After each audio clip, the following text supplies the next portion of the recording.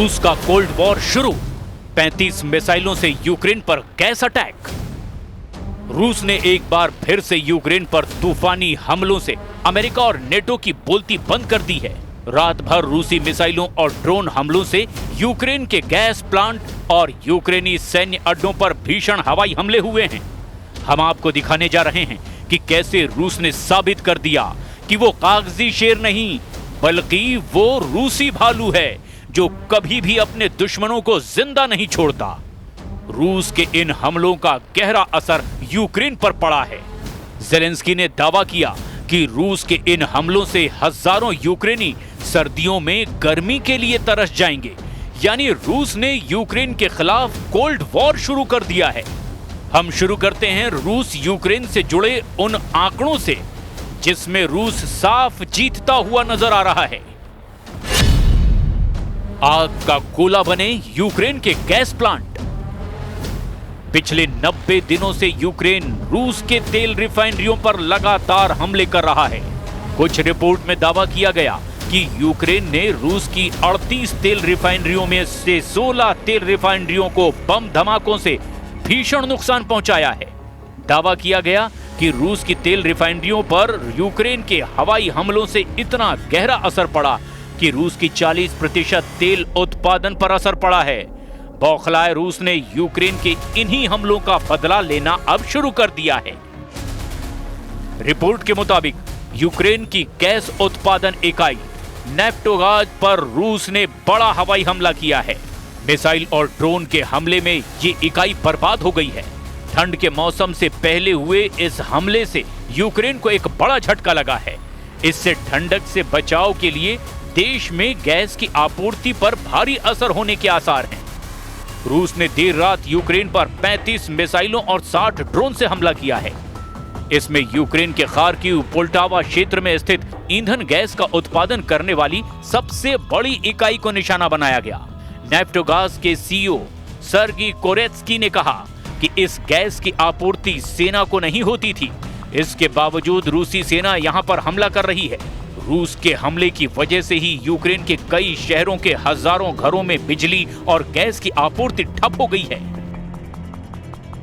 Способи завдати більше шкоди нашим людям. Тільки в одному цьому ударі, саме по газовим об'єктам, було 35 ракет, в тому числі балістика. Комбінований удар, лише половину ракет вдалося збити. Непроста ситуація на Чернігівщині після ударів дронами, в Славутичі, в Ніжині, також в самому Чернігові.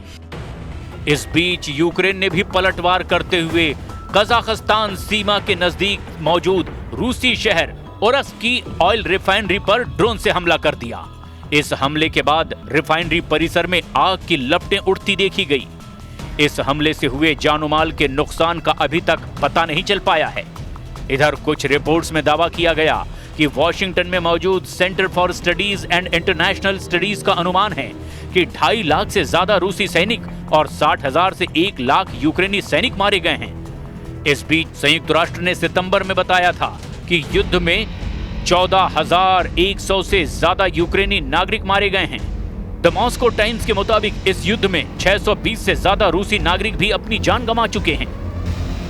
दूसरी तरफ रूसी रक्षा मंत्रालय ने भी इस साल यूक्रेनी क्षेत्र के 4,714 वर्ग किलोमीटर पर कब्जा करने का दावा किया था। वॉशिंगटन स्थित think tank institute for the studies of war यानी ISW का अनुमान है कि रूसी आंकड़े का वास्तविक आंकड़ा 3,434 वर्ग किलोमीटर के करीब है। रूस कब्जे का ज्यादा इलाका बता रहा है। खबर है कि 25 से 29 सितंबर के बीच रूसी सेनाओं ने निप्रोपेट्रोव्स्क में भी कलिनोवस्कोय, इस्टोपोय और डोनेस्क में डेरिलेवो, मेस्कोय, सेंड्रीगोलोव और किरोवस्क पर कब्जा करने का दावा किया।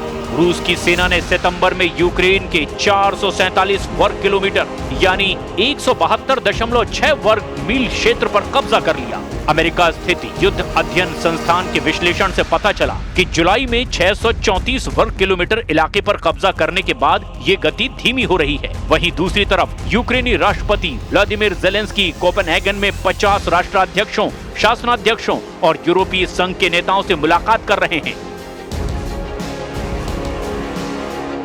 Russia will not stop until they are forced to do so. And they are a threat, not only to Ukraine, but to all of us. Today, we have one major task ahead of us. We have to make our common Europe so strong that war against us becomes unthinkable. And we have to do it now. इधर Putin की एक करीबी media हस्ती ने दावा किया कि अगर राष्ट्रपति ट्रंप के इशारे पर अमेरिका के वित्त मंत्री स्कॉट बेसेंट ऐसा कोई कदम रूस के खिलाफ उठाते हैं तो फिर रूस हर हाल में अमेरिका में परमाणु धमाका कर सकता है। रूसी सरकारी टेलीविजन पर प्रस्तुतकर्ता और पुतिन के करीबी सहयोगी व्लादिमीर सोलोव्योव ने अमेरिका को सीधी परमाणु धमकी दे दी है। ये जानकारी पत्रकार जूलिया डेविस द्वारा ऑनलाइन पोस्ट किए गए एक वीडियो से मिली, जो रूसी मीडिया के क्लिप के साथ साझा की गई है।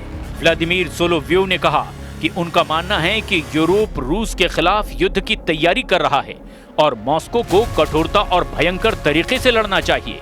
व्लादिमीर सोलोव्योव का ये बयान पूर्वी यूरोप में बढ़ते तनाव के बीच आया है, क्योंकि पोलिश प्रधानमंत्री डोनाल्ड टस्क के मुताबिक पश्चिमी यूक्रेन पर रात भर के हमले के दौरान 19 रूसी ड्रोनों ने पोलिश हवाई क्षेत्र का उल्लंघन किया है। पोलैंड ने राष्ट्रीय सुरक्षा के लिए खतरा बताते हुए औपचारिक रूप से नेटो के अनुच्छेद 4 का इस्तेमाल किया और अपनी पूरी हवाई ताकत झोंक दी है।